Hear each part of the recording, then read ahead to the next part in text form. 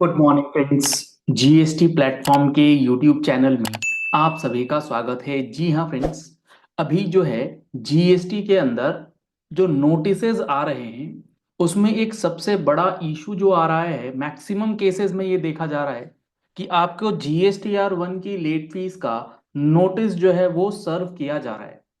अब यहाँ पर इस बात को अच्छे से समझिएगा कि जीएसटीआर 1 की लेट फीस चाहे आपका फाइनेंशियल ईयर 1920 के लिए हो और मेजरली जो नोटिसेस आ रहे हैं वो आ रहे हैं फॉर द फाइनेंशियल ईयर 2020 2021 के लिए। अब जो 2020-21 के लिए जीएसटीआर 1 की लेट फीस का नोटिस आ रहा है कि आपने जो 20-21 की जीएसटीआर 1 फाइल करी है वो डिलेड से फाइलिंग है और आपने जीएसटीआर 1 के साथ लेट फीस का पेमेंट नहीं किया, तो इस लेट फीस का अमाउंट जो है क्या वो पे करना है या हम लोग उसको किसी भी तरीके से डिफेंड कर सकते हैं। क्या ये जीएसटीआर 1 की लेट फीस का जो नोटिस है क्या वो वैलिड है, क्या वो पे करना अभी सही रहेगा, क्या है इसका पूरा का पूरा जो एक एनालिसिस है वो आपको आज के सेशन में हम लोग करके देने वाले हैं। तो जुड़े रहिएगा इस वीडियो के एंड तक ताकि आपको भी पॉइंट्स जो हैं जीएसटीआर 1 की लेट फीस से रिलेटेड क्लियर हो जाए और कोई भी कंफ्यूजन ना रहे। सबसे पहले बात करते हैं क्या जीएसटीआर 1 पे लेट फीस एप्लीकेबल है। देखो, दो बातें होंगी।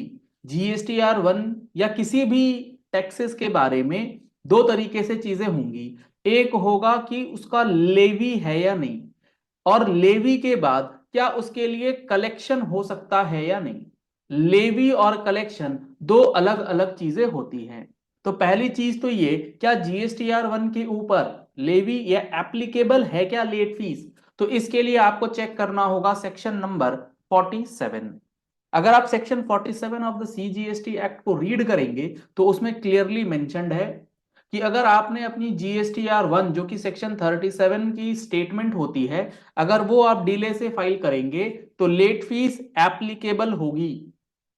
ध्यान से सुनिएगा, मैंने अभी ये नहीं कहा है कि जीएसटीआर 1 कलेक्ट हो जाएगी, वो एप्लीकेबल होगी, वो आपके ऊपर लगेगी जरूर। लेकिन कलेक्शन होगा या नहीं, कलेक्शन किस तरीके से होगा, वो सेक्शन 47 नहीं कहता है। वो कहते हैं रूल्स के अंदर, वो बातें आती हैं रूल्स के अंदर जिसके सपोर्टिव में आते हैं फॉर्म्स। तो जीएसटीआर 1 का जो फॉर्म है वो है जीएसटीआर 1 के अंदर रूल नंबर 59 के तहत गवर्न होने वाला फॉर्म। अब इंपॉर्टेंट बात यह है कि लेवी तो है सेक्शन 47 के अंदर कि हाँ जीएसटीआर 1 की लेट फीस जो है वो आपको पे करनी है। चलो मान लिया पे करनी है। अब पे करने के लिए हमें मैकेनिज्म तो आप देंगे। आपने जो मैकेनिज्म बना रखा है रूल्स के अंदर, रूल नंबर 59 जीएसटीआर 1 का रूल है, उसके अंदर फॉर्म्स नोटिफाइड हैं जीएसटीआर 1 के लिए। अब अगर आप देखेंगे तो जीएसटीआर 1 का जो नोटिफाइड फॉर्म है for the collection of late fee और collection of data as required, GSTR 1 के अंदर जो भी डेटा रिक्वायर्ड है वो सारे के सारे टेबल्स में आप डालते हैं।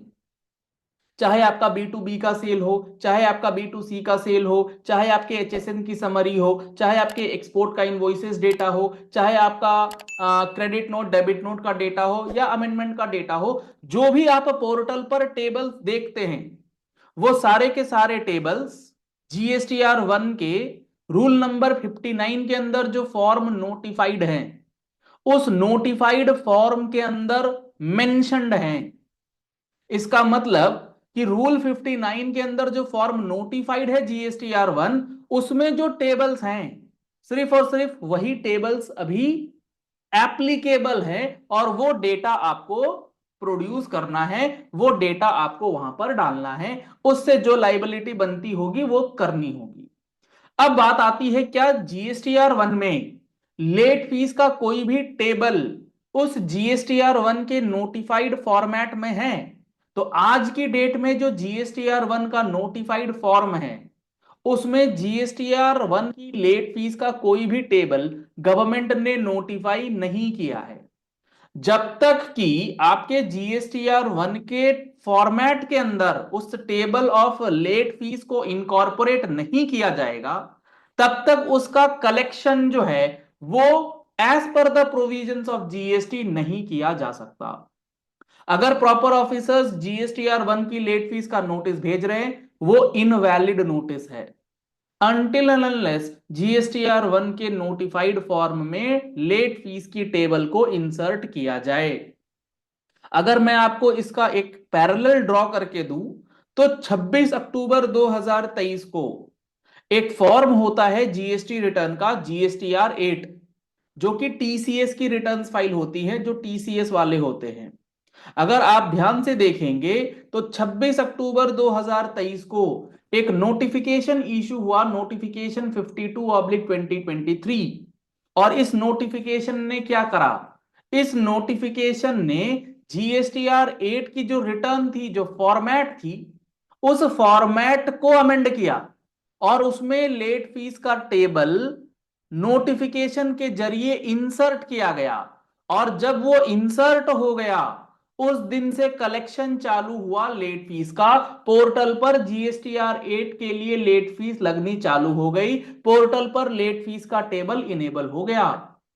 तो जब तक जीएसटीआर 1 में इस तरीके से नोटिफिकेशन आने के बाद फॉर्म नोटिफाई नहीं हो जाएगा, पोर्टल पर कलेक्शन नहीं होगा, तब तक इस जीएसटीआर 1 की लेट फीस का डिमांड जो है वो पूर्णतः गलत है। आपको इस नोटिस का भरपूर विरोध करना चाहिए, रिप्लाई करना चाहिए कि जीएसटीआर 1 की लेट फीस जो है वो नहीं लगनी चाहिए। उचित फोरम पर चीजें जो हैं वो हायर लेवल पर भी जानी चाहिए। आप इन सारी चीजों को, ये तो एक मैंने इंस्टेंस बताया है, ऐसे ही कई सारे इंस्टेंसेस जीएसटी और टैक्सेशन के अंदर जो है वो एज अ चार्टर्ड अकाउंटेंट आप लोगों को डे टू डे बेसिस पर पेश करना होता है। तो आपको एक ऐसा चेहरा चाहिए होगा जो आपकी बातों को, जो गलत चीजें आप फेस कर रहे हैं उसको सही तरीके से पहुंचा पाए। तो आप इसके लिए CA Kapil Jain from KJ classes को फर्स्ट प्रेफरेंस वोट दे करके, जो हमारा एनआईआरसी का अभी इलेक्शन होने जा रहा है 6 और 7 दिसंबर को, आप उसको सपोर्ट कर सकते हैं। बैलेट नंबर 15 है, आप उस पर सपोर्ट रखेंगे तो यहां पर आपके लिए भी बहुत सारी चीजें जो हैं वो होंगी। और जीएसटीआर 1 की लेट फीस का एक अगला इंस्टेंस अगर मैं आपको बताऊं, तो आप मान लेते हैं आपके पास सेक्शन 73 का नोटिस आया कि जीएसटीआर 1 के अंदर लेट फीस रिकवर कर लेंगे।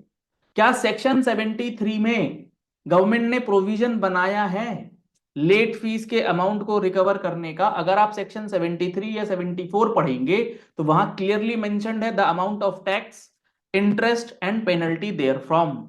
वहां पर लेट फीस का जिक्र नहीं है। क्यों नहीं है? क्योंकि गवर्नमेंट ने बिल्कुल क्लियर माइंडसेट के साथ लॉ ड्राफ्ट किया है कि लेट फीस की रिकवरी की जरूरत ही नहीं पड़ेगी। जहां जहां गवर्नमेंट को लेट फीस लेना होगा, गवर्नमेंट ऑटोमेटिक रिकवरी करेगी। लेट फीस के बिना रिटर्न ही फाइल नहीं होगी। आप देख लीजिए ना, जीएसटीआर 3B में जो नोटिफाइड फॉर्मेट है उसमें लेट फीस का टेबल है, पोर्टल पर 3B में लेट फीस आता है, उसके बिना आप फाइल कर ही नहीं सकते।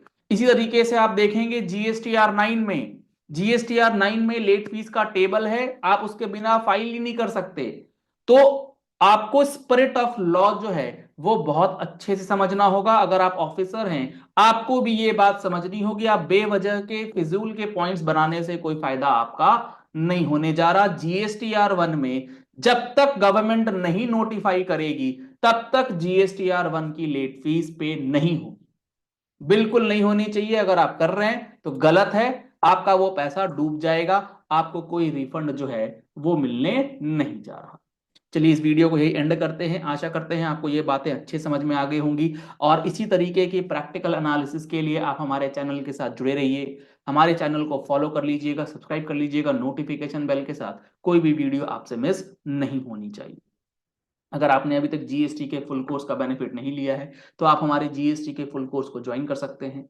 उस कोर्स के अंदर आपको 180 आवर्स प्लस की क्लासेस जो है वो प्रोवाइड की गई है, जिसमें जीएसटी के एक एक प्रोविजन और एक एक रूल्स आपको डिटेल में समझाए गए हैं। Thank you and have a nice day.